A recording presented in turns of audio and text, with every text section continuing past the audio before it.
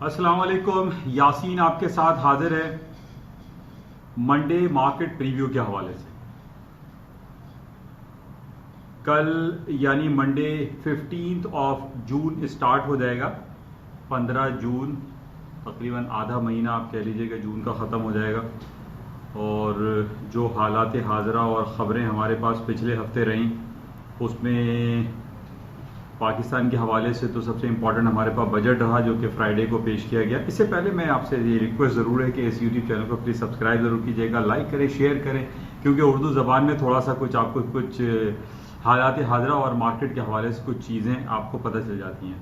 तो बहरहाल last Friday को हमारे पास पाकिस्तान में जो बजट पेश किया गया और उस बजट की जो ख़ास इम्पॉर्टेंट पॉइंट था वो पाकिस्तान के जो बजट डेफिसिट है हमारा 3 ट्रिलियन रुपीस का वो बजट डेफिसिट है। यानी हमारा खर्चा जो है, जो एक्सपेंडिचर है वो 7 खरब है, 7 ट्रिलियंस ऑफ रुपीस, और आमदनी है हमारी 4 खरब की। यानी आमदनी आप देखिए 4 खरब है, खर्चा हमारा 7 खरब है और बजट डेफिसिट है हमारा 3 ट्रिलियंस ऑफ रुपीस। ये आप खुद समझ सकते हैं कि इस बजट में क्या होगा। और जिस तरीके से हमारे जो मुशीर वज़ीर ख़जाना है अब्दुल हफीज़ पीरज़ादा साहब, उन्होंने ये कहा कि ये जो बजट है कोई ये मुक़द्दस चीज़ नहीं है, इसमें तब्दीली लाई जा सकती है। ये बहुत बड़ा बयान है और इस बेसिस पे हम ये कह सकते हैं कि अभी तो इन्होंने कोरोना वायरस कोविड-19 की वजह से पाकिस्तान में कोई नया टैक्स नहीं लगाया, लेकिन इनकी इन बात पे ये बात जाहिर हो रही है कि आइंदा कुछ महीनों के बाद जब ये कोरोना वायरस का पेंडेमिक जो है वो रिड्यूस हो जाएगा पाकिस्तान में, उसके बाद कोई नया टैक्स लगाया जा सकता है। तो ये बड़ा इंपॉर्टेंट पॉइंट है, क्योंकि पॉइंट पाकिस्तान की इकोनॉमी के हवाले से ये है कि हमारा बजट डेफिसिट 3 खरब रुपीस का है, तो लाजमी आफ्टर सम टाइम कोई नए टैक्सेस लगाने पड़ेंगे। तो ये पॉसिबल है जो, क्योंकि इनके ये लफ्ज में कि कोई ये बजट कोई मुकद्दस चीज नहीं है, तो इसका मतलब ये है कि टैक्स लगेगा। तो ज्यादा खुश होने की जरूरत नहीं है हमारा आपको कि इस पाकिस्तान के बजट में कोई टैक्स नहीं लगाया गया है। अच्छा, बहरहाल कुछ इंटरनेशनल फाइनेंशियल मार्केट की बात करते हैं। पिछले हफ्ते हमारे पास सबसे इंपॉर्टेंट इवेंट FOMC की मीटिंग, FOMC का रिजल्ट रहा जिसमें अमेरिका ने 0 से लेके 0.25 पे अपना इंटरेस्ट रेट अनचेंज छोड़ दिया। अच्छा, इस अनचेंज छोड़ने के बाद मार्केटों में जो सूरत हाल रही वो आपके सामने है। बहुत ज़्यादा वेरी नेक्स्ट डे बहुत ज़्यादा डाउनफॉल हो गया, और उसके डाउनफॉल होने की वजह ये थी कि जर्मी पाल साहब जो कि फेडरल रिजर्व बैंक के चेयरमैन हैं, उन्होंने ये बयान दे दिया था कि नियर फ्यूचर हालात इतने अच्छे नहीं हैं, जिसकी वजह से अमेरिका की स्टॉक मार्केटें थर्सडे वाले दिन 7% यानी डाउ जोन्स, नेस्डैक और S&P अपने 6 से 7% लिमिट डाउन पे बंद हो गई, क्लोज हो गई, जो कि हमने काफी महीनों के बाद ये देखा कि अमेरिका की स्टॉक मार्केट है थर्सडे को एक बिल्कुल ब्लड बात हो गया और मार्केटें बहुत ज्यादा गिरी। लेकिन फ्राइडे को हमने ये देखा कि मार्केटों में कुछ रिकवरी आई, और उसकी वजह ये थी कि जिस तरीके से मैंने आपको पिछले हफ्ते ये बयान किया था कि जर्मी पाल साहब ने ये कह दिया था कि जनाब हालात बड़े खराब हो जाएंगे नियर फ्यूचर। फिर दूसरे दिन ट्रम्प साहब ने ये ट्वीट कर दी कि जनाब जर्मी पाल साहब को ये बात नहीं करनी चाहिए थी। तो ट्रम्प साहब इंटरवीन कर रहे हैं। ट्रम्प साहब ये जाहिर कर रहे हैं कि जनाब अमेरिका का सेंट्रल बैंक किसी भी वक्त अपना इंटरेस्ट रेट कट कर सकता है।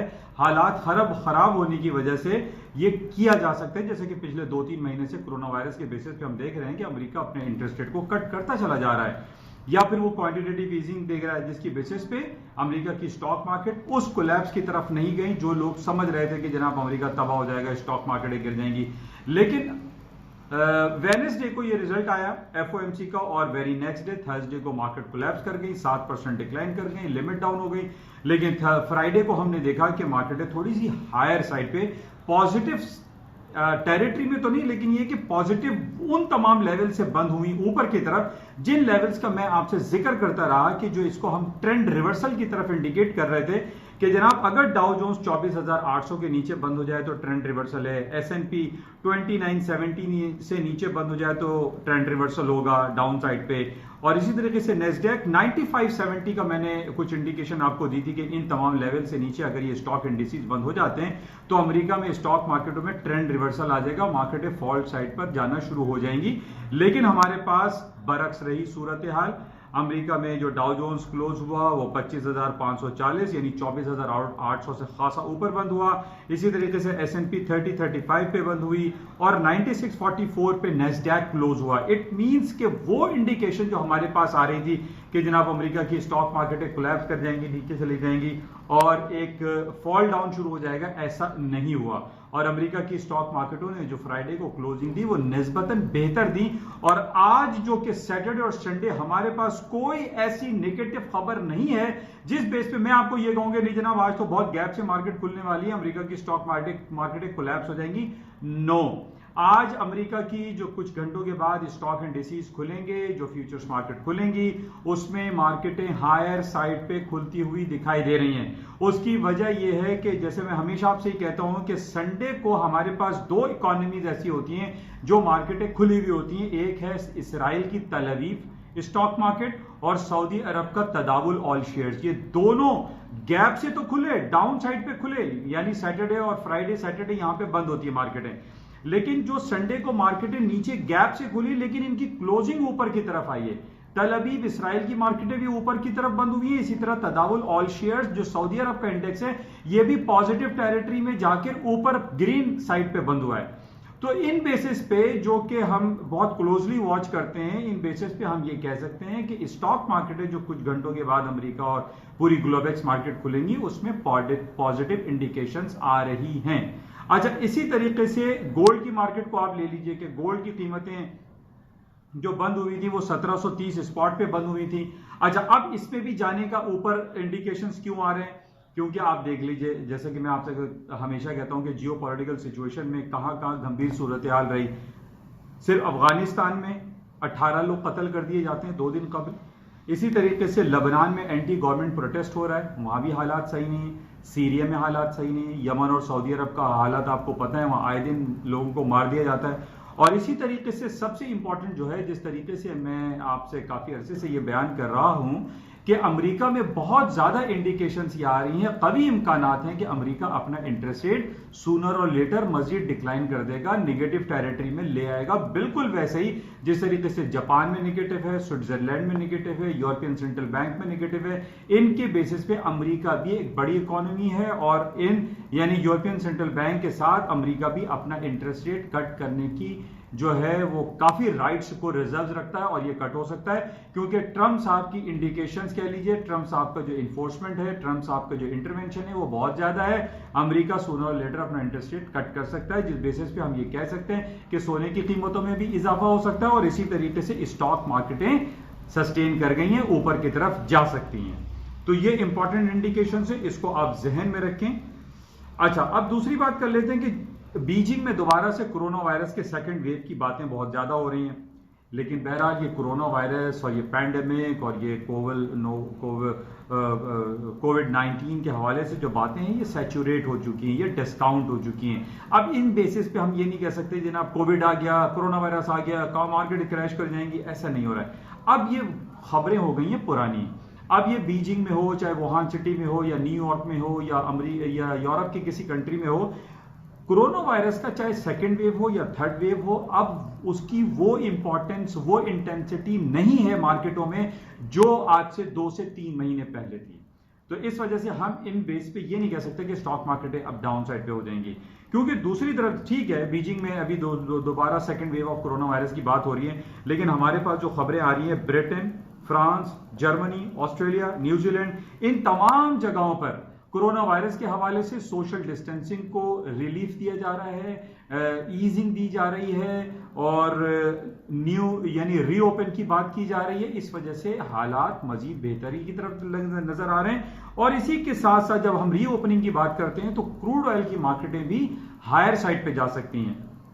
जिस तरीके से पहले भी मैंने आपसे कहा था कि जब स्टॉक मार्केटें ऊपर जाती हैं तो क्रूड ऑयल की मार्केट में भी ऊपर जाने का पोटेंशियल एग्जिस्ट करता है। अच्छा, क्रूड ऑयल के ऊपर जाने की वजह या एनर्जी सेक्टर के ऊपर जाने की दूसरी वजह, जैसे मैंने पिछले दिनों आपसे बयान की थी कि ये जून, जुलाई, अगस्त, सितंबर, ये 4 महीने ये ट्रॉपिकल स्टॉर्म्स या हरिकेन सीजन होते हैं और अमेरिका की जितनी भी कोस्टल बेल्ट हैं इनके ऊपर बहुत सारी रिफाइनरीज एंड जो रिग्स हैं वो बहुत ज़्यादा हैं। अच्छा, अब हम ये देखते हैं कि जब भी ये हरिकेन की आवाज़ आती है या उसकी खबरें आती हैं तो तेल की कीमतें ऊपर की तरफ जाती हैं।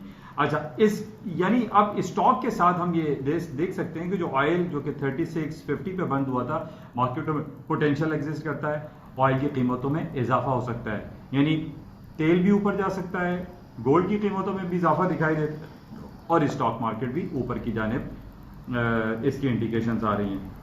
अच्छा, अब देखें ऊपर जाने की एक और खबर जो हमारे पास यूरोपियन यूनियन की है कि उसने 300 मिलियन वैक्सीन खरीदने का प्रोग्राम बनाया है। ये भी पॉजिटिव है, इसकी वजह से भी स्टॉक में कुछ पोटेंशियलिटी आ सकती है। तो ये बड़े इंपॉर्टेंट पॉइंट्स हैं जिसकी बेसिस पे हम कह सकते हैं कि आज अभी से कुछ घंटों के बाद जो मार्केटें खुलेंगी वो हायर साइड पे खुलेंगी। लेकिन इन हफ्ता और इतवार हमारे पास बहुत बड़ी कोई ऐसी मूव नहीं है, ऐसी खबर नहीं है जिन बेसिस पे नॉर्मली मैं आपको संडे नाइट को जो मैं आपके साथ हाजिर होता हूँ मैं आपके कहता हूँ बहुत बड़ा गैप आ जाएगा, मार्केट ऊपर या नीचे की तरफ खुलेंगी। ऐसी कोई खबर इन 2 दिनों में हमारे पास नहीं रही।